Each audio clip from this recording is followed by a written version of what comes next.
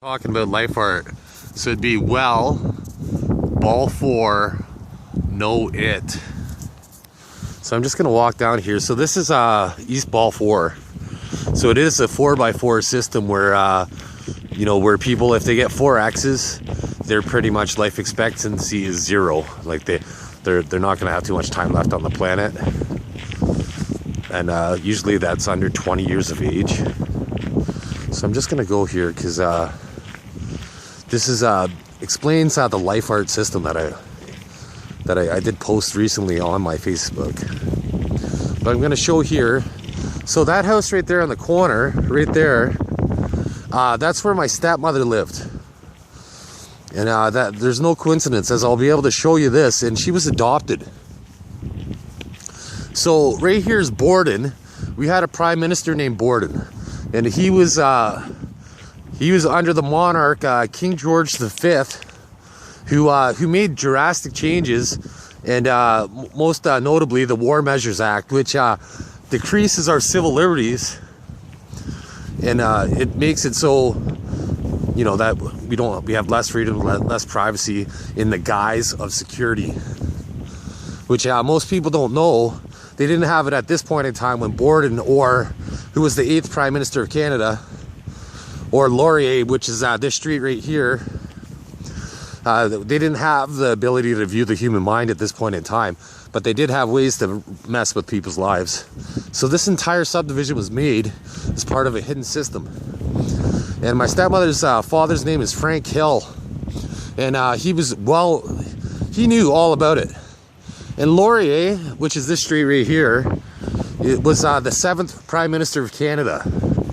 I'm just gonna pause this for a minute till I get to the end of the road now. So by me noticing, I changed my mind here about the end of the road. I just didn't want my camera, didn't want this one video to end up stopping, so I would have to splice videos. But by me noticing that Balfour well, that means that I'd be permanently removed from the life registration system, which is, you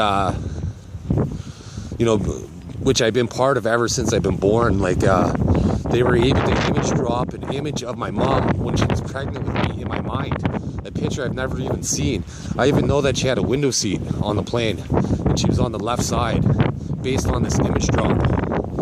Because the water consistency of our brain is, and our thoughts are measured in hertz, just like a television. So a television, we could view things on television.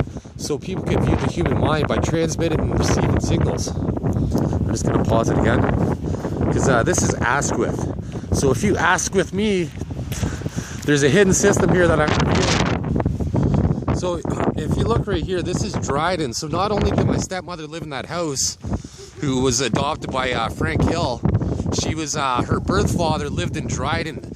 So this is part of very coincidental.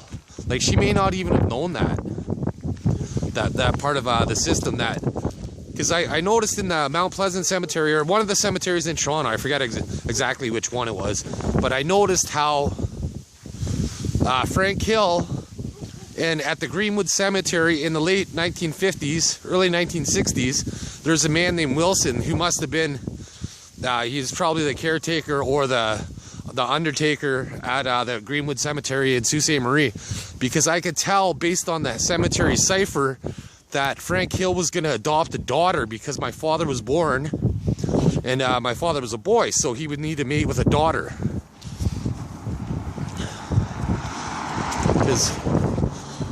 And here's another thing. As I was walking by the other night, I noticed Glasgow, and it was like, this street has to be significant for some reason. And then I just happened to stumble across it today.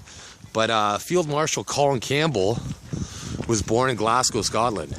And this man, he looks like my father and my maternal uncle. So he looks like Barry John, and that, coincidentally enough, is my brother's name and my father's name. So I'm just gonna pause it, and I'm gonna show some other things in the system now that I noticed when I was walking home. So this is Pittsburgh Avenue. So when I was walking by here, you know, I was wondering what the significance of Pittsburgh Avenue would be, other than it being a steel city. And the name Carnegie came to mind, and so I believe somebody interjected that. So if I'm gonna confirm whether or not Carnegie was from Pittsburgh or had any significant contributions to Pittsburgh. But here's an example of the life registration system. Because who would take the time to paint graffiti right there? And once again, it's baby blue. So baby blue, just think of what that name implies. So who would take the time to do that if there wasn't a life registration system? I'm going to show you a part here where just up the road where it shows a shark. And the way that people put graffiti nowadays, it doesn't make any sense. And the reason it doesn't make sense is, why are governments and why are legislative bodies allowing this to continue with the graffiti? I'm gonna just pause it for a few minutes. So you can see right there, and that's part of the deforestation that I was talking about. You can see how last year a lot of those branches must have died on that tree. So that house most likely would be a system player. Maybe they moved, maybe they haven't. And as well as the branches on this tree, you can see how they had to cut down some of them because they're dead. So there's going to be a lot of that this spring. A lot of trees aren't going to bloom, so it's going to look very suspicious. So I'm coming up right where it is here, and if you can notice already, you can see where the shark is. So I'm just right there. I'm going to permanently unregister me and my kids. So there it says shark, right? You know, in the past you would see graffiti like this, but why are governments allowing this to continue? And all along here like this. And this is, once again, I'm going to unregister me and my kids. You know, all they do is like, oh, it says moon right there.